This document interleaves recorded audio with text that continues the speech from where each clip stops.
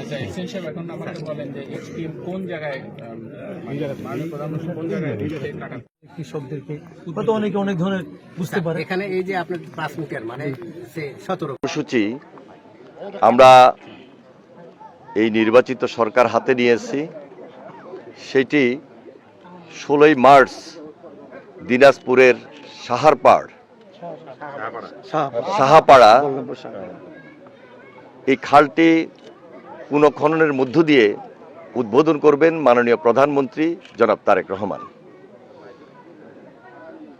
এই খাল খননের মাধ্যমে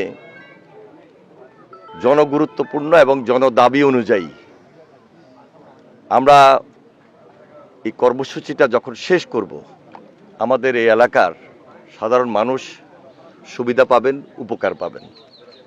বিশেষ করে এখানে প্রচুর জলাবদ্ধতা হয়। আমরা এই খালটা খননের মধ্য দিয়ে জলাবদ্ধতা দূর হবে, খালের পানি যখন খেতে যাবে সেচ প্রক্রিয়ার মধ্য দিয়ে সেখানে উৎপাদন বৃদ্ধি পাবে। এই খালটি প্রায় 12.5 কিলোমিটার। আমরা পানি সম্পদ মন্ত্রণালয়ের উদ্যোগে এই দায়িত্বটুকু নিয়েছি। দেশব্যাপী এই উদ্বোধনী অনুষ্ঠানটা আমরা একসঙ্গে সারা দেশব্যাপী করতে চাই।